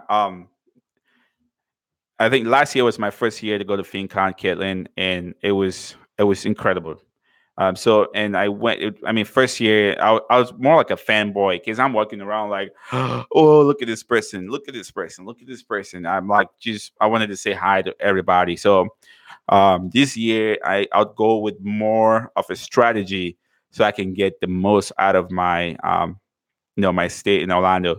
So yeah, it's a great experience, and it looks like it's just gonna get bigger and bigger because I'm looking at the FinCon Facebook group, and there's more people talking about it, and more people are looking at joining it. So yeah, something if you probably start saving now for it. Um, so, Budget Geek said, I see you are advertising the stockpile investment. I haven't heard about that. What is that? So I'm not really. I'm just it's just kind of an affiliate. So stockpile is an app where you can buy fractions of a stock. So this is a question from Budget Geek. So she's asking about stockpile. So if you have say $200 and you want to buy a piece of Amazon, one share of Amazon is $1,000. It's over $1,000. The last time I checked was like 1,200. And so you need $1,200 to get a share. But if you have only $200, you can buy a fraction of Amazon. So that's what stockpile does. And what I've done is that so my son has all the money that he got from his birthday, our family and friends, any money that he gets, I have an account that I created for him, and I'm the custodian. And so I take all his money from holidays and birthdays, and I buy stocks for him. So when he turns 18, and if he's good with money, then I can hand over the account to him. But if he's not, I'll have to pump the brakes in until he gets his head around managing his money. So that's the way the app works. So yeah, I think from just signing up, and I learned about them at FinCon. They sign up, they give you $5 to start with, so you can test it and see if you like it. So far, I love the app, and that's where my son's birthday money goes. We don't put money in piggy banks in our house because piggy banks don't pay any interest. So I just put it in the stockpile. So can I say I can't go? Okay. So our life in the budget. FinCon isn't it in the cards for me? Oh, yeah. Again, for what you want to do, FinCon. Most people that go to FinCon because I'm gonna be doing podcasts. So FinCon, when I go there, there's a whole bunch of people that I get free knowledge from. Otherwise, I'd have to either pay somebody, but there people are just willing to provide information. So and that's why I go in. When you register early, it's that's the cheapest you can get to go there. Most people, if you wait and register late, it gets expensive. Um, so Susan and Plenties, are you a stay-at-home dad? If I may ask. Oh, Susan, right now, no, I work from home, but I'm not a stay-at-home dad yet. I did put my application to be a stay-at-home dad, and my wife rejected the application. So I'm a little bit bummed.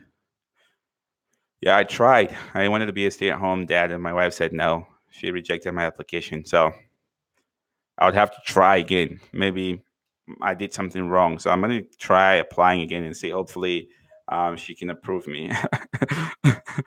so, uh, so Cordy, I love that piggy bank. Don't pay interest.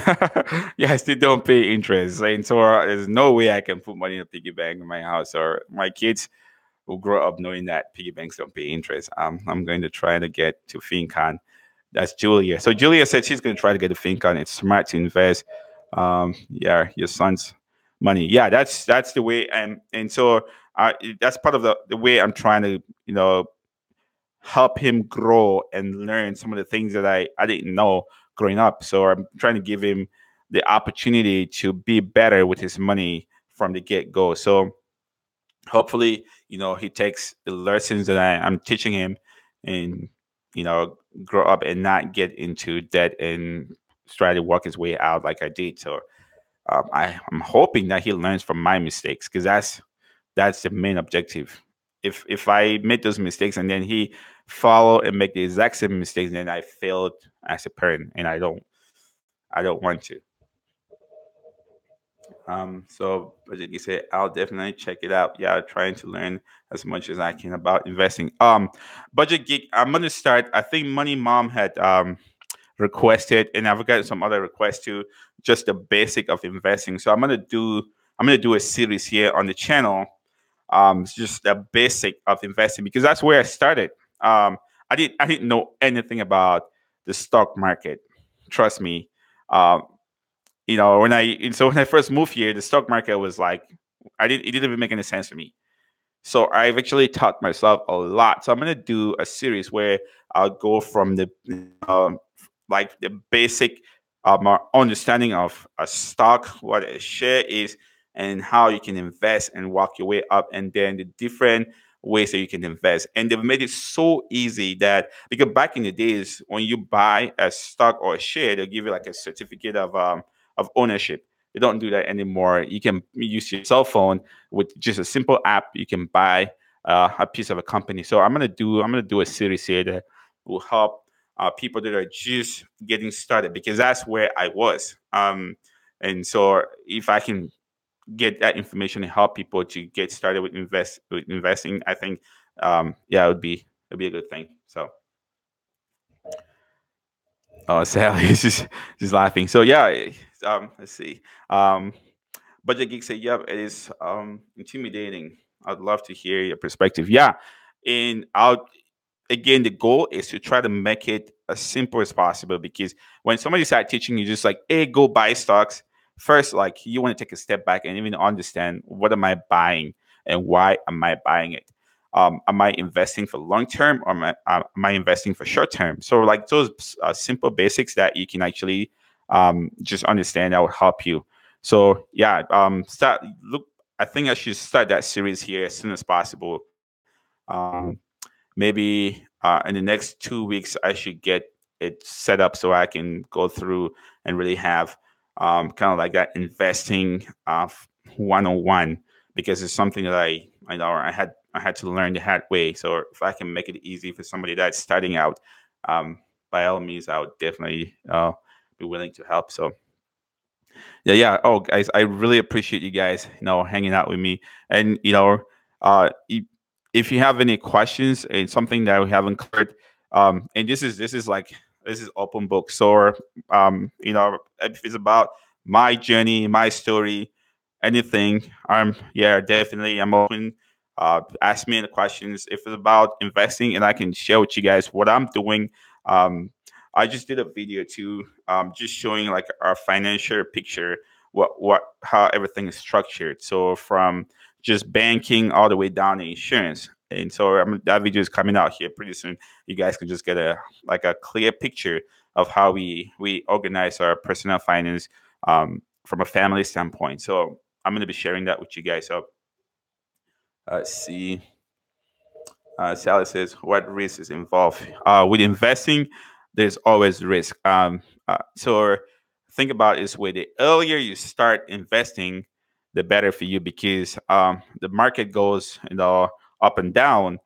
But when you give yourself enough time to be able to go along for those rides, and then you can pull out when you've made some good money. But there's risk involved in investing. Um, and I'll share with you guys some of the strategies that I use for long term, for retirement. I don't put money in individual stocks. Individual stocks, I put money that I know for sure if it goes down tomorrow, I'm comfortable losing that money. But for long term, I don't want to mess up our retirement money. So I put those in our another kind of investment, what you call like index funds, because those are they're a little bit secure and you don't even have to worry yourself. It's like buy it, put it there, forget, just keep checking, see how it's going up and down or whatever. But you don't have to worry about it that much. So I'll share with you guys what we're doing. Uh, let's see. So Susan said, "Night all. House Hunter is on." Thank you so much for hanging out with us, Susan. I appreciate it so very much. Have a wonderful night. Enjoy House Hunters. I see that's my wife loves those shows like House Hunters and all those rehab shows. She loves them. So yeah, she'll be a fan too. So our life and the budget. Yeah. So I'm really excited for our conversation tomorrow. So I can't wait. Yeah. So yeah, and the setup would be very straightforward. So if you have your webcam and everything, we're good to go. So I'm looking forward to it. I still need to put away groceries. Hey, money mom. Yeah, you are always busy, and yeah. So have you got groceries to put away? Take care of them. So yeah, if you guys don't have any more questions, or again, I appreciate you guys hanging out with me. Uh, this series again is coming out, and if you want to be part of it, and I would encourage, if you have a story, every story is unique, and somebody would find something good out of it, something they can learn from it. Definitely reach out. I'll get you set up so we can record and share your story with people. So uh, good night. Our life on a budget. Thank you so much. Yes, I'll talk to you tomorrow. So, yes, I appreciate you spending time with us. It was so much fun. So yeah. Otherwise, if we don't have any more questions, I appreciate you guys. Next time, I'm gonna try to be better. I did try my best on my first live stream. I thought it was gonna be like just straightforward, but hey, it's a learning process. So um, just a quick take though. What do you guys think about just the conversation that we just had? I just need like an honest feedback. Like, do you think this is something that we can have? If I can bring even some of the people that would share. Let's say, for instance, if I said, "Hey, Money Mom is going to be with me and we're live streaming," is that something that you guys would be interested in watching? Yeah, I'm just looking for a quick feedback here. Again, it's something I plan to be better as we go. So awesome, yeah, because that's thank you guys.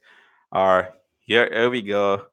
Yeah, Sally said yes. Budget Geek says yes. Julia, great idea. I love it. Mercedes says yes. Oh, thank you guys. That is encouraging. So yeah, that's the plan. So I want to get somebody there where we can have conversations like this, and you guys can ask questions real time, and get answers. Um, so that's the plan. Um, Otherwise, if you haven't already, hit that subscribe button or the the thumbs up button, because like I said, it helps with my analytics. Or I appreciate you guys the support and everything.